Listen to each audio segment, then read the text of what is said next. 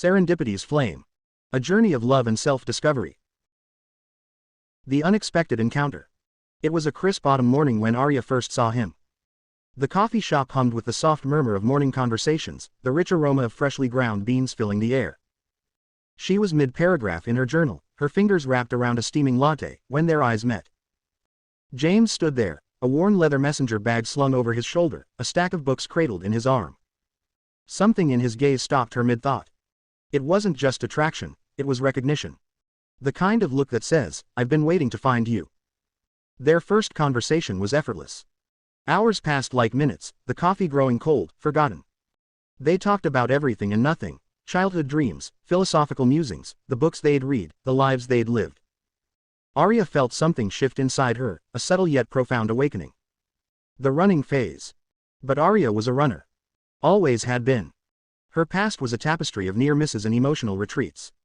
Her first serious relationship with Michael had been a lesson in compromise, or rather, the destruction of self. She'd molded herself completely, losing her identity in the process. When he finally left, she realized she had become a shadow, devoid of her own desires and dreams. Then came Alex, the passionate artist who demanded her entire world revolve around his creative whims. She learned about boundaries, about the importance of maintaining her own identity. But the relationship burned too intensely, consuming everything in its path. David was different, safe, predictable. But safety, she discovered, was not the same as love. The relationship felt like wearing a coat that never quite fit, always slightly uncomfortable, always constraining. Each relationship was a lesson, a stepping stone towards understanding herself. The awakening. James remained constant. Not pushy, not desperate, but present. He understood something about connection that transcended traditional relationship dynamics. When Arya would pull away, he would give her space, but never completely disconnect.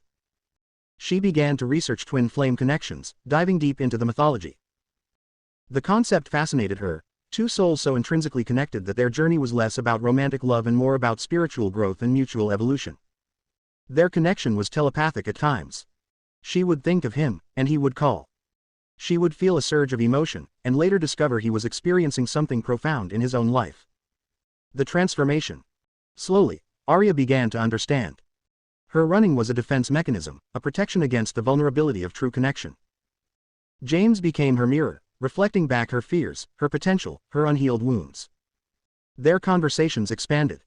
They discussed soul contracts, past life connections, the intricate dance of masculine and feminine energies. James was patient, grounded, the steady presence she had always subconsciously craved. The reunion. 3 years after their coffee shop encounter, Arya was ready. Not because James had changed, but because she had transformed. She had done the inner work, faced her shadows, understood her patterns. Their reunion was not dramatic. It was quiet, powerful, filled with a sense of coming home. 1 year later.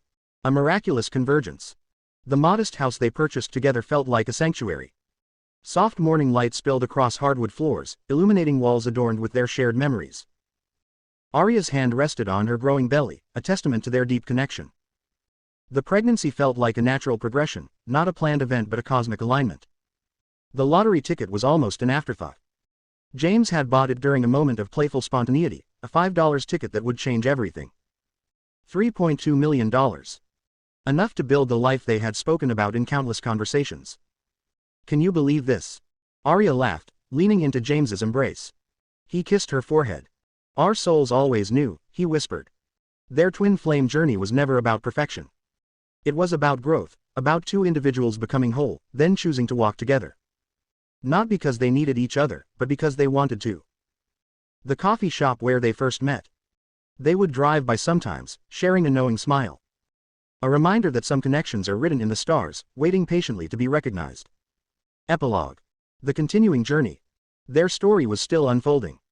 Each day a new chapter, each moment a discovery. The twin flame connection was not an endpoint, but a continuous evolution of two souls deeply committed to individual and collective growth. And it all began with a single moment in a coffee shop, where two strangers recognized something beyond the physical, a connection that transcended time, space, and conventional understanding of love.